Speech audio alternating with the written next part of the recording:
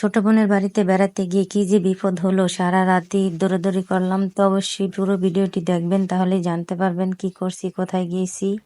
আসসালামু আলাইকুম, সবাই কেমন আছেন? আলহামদুলিল্লাহ, আমি অনেক ভালো আছি। তো ছোট বোনের বাড়িতে বেড়াতে যাব, তাই জন্য পিঠা বানাচ্ছিলাম বসে বসে। আর এগুলো আমাদের দেশে এটাকে চই পিঠা বলে। আর এই চই পিঠা দুধ দিয়ে রান্না করে, সাথে খেজুরের গুড় দিয়ে দেয়। তো এখন তো আমাদের দেশে রস পাওয়া যায় না, তাই জন্য রস দিয়ে রান্না করতে পারে না।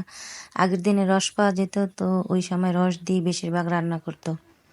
তা আমি আর আমার বোন মিলে চই পিঠা বানাচ্ছিলাম। চই পিঠা বানানো শেষ করে দিয়ে আমাদের এখানে আরো অনেকগুলো ভাপা পিঠা বানিয়েছিল। তো আমার বাবার বাড়ি গিয়েছি যখন, আমি বললাম না, বাবার বাড়ির রান্নাঘরে আমি কোনো ভিডিও করি নাই, যেহেতু ওনাদের রান্নাঘরের ভিডিও একদম ক্লিয়ার আসে না, তাই জন্য ভিডিও করা হয় নাই। তো এই দিক দিয়ে চই পিঠা রান্না করে নিয়ে আসছে, তো আমি বসে বসে খাচ্ছিলাম। আর বোনের বাড়ি অনেক ভাপা পিঠা বানিয়েছিল আমার মা, আর ওই ভাপা পিঠাগুলো আমি ভিডিও করি নাই। সকালে ঘুম থেকে ওঠার আগেই আমার মা ওগুলা প্যাকেট করে নিয়ে এসে আমার বোনের বাসায় দেওয়ার জন্য।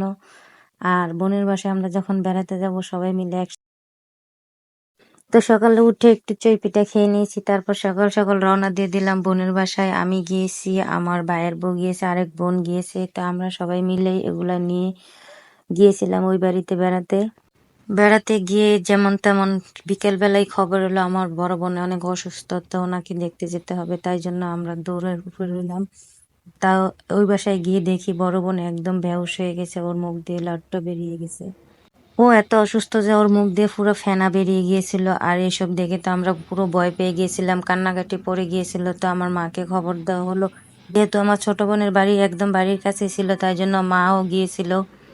রাত তখন প্রায় 12টা বাজতে চলছে। মা গিয়েছিল, বাবা গিয়েছিল, আর আমার আরেকটা বোন ছিল, ও গিয়েছিল। তো যে কি অবস্থা আপনাদের কিভাবে বুঝাবো, এত অবস্থা খারাপ ছিল যে পুরো কান্নাকাটি পড়ে গিয়েছিল। আর কান্নাকাটি দেখে তো ডাক্তার নিয়ে আসছিল, ওর রাতে নিয়ে যাবে বলেছিল হাসপাতাল, যেহেতু অনেক রাত, তাই জন্য আর যাওয়া হয় নাই। তো সকালবেলা ওকে এক কবিরাজের কাছে নিয়ে গেছিল, ওখান থেকে এনে আবার ডাক্তারের কাছে নিয়ে গেছিল, নিয়ে হসপিটাল ভর্তি করিয়ে দিয়েছিল আমাদের ওইখানে রায়পুর থেকে লক্ষ্মীপুর নিয়েছে ওর তো বড় বোনকে হাসপাতাল পাঠিয়ে দিয়ে এই তো ছোট বোনের বাসায় চলে আসলাম। আর এই তো দেখেন, ছোট বোন আবার রান্না বান্নার আয়োজন করছিল, বড় বোনকেও দাওয়াত দিয়েছিল, কিন্তু ওর অবস্থা, তাই জন্য ওর বাড়ি, ওর হাসপাতালে তো রান্না পাঠাতে হবে, তাই জন্য ওর বাসা থেকেই রান্না করে পাঠিয়ে দেওয়া হলো।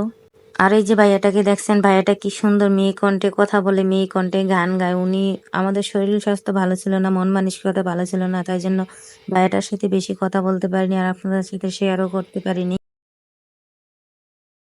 আর এই তো দেখেন, এটা হলো চাঁদপুর মতলবের হাসপাতাল। এখানে এসেছিলাম, আমার ছোট বোনের ডায়রিয়া হয়েছিল, তো ওকে নিয়ে এখানে এসেছিলাম। এখানকার স্যালাইনগুলো এত ভালো যে এই স্যালাইন খেয়েই আমার বোন সুস্থ হয়ে গেছে। তো ভিডিওটা ভালো লাগলে লাইক কমেন্ট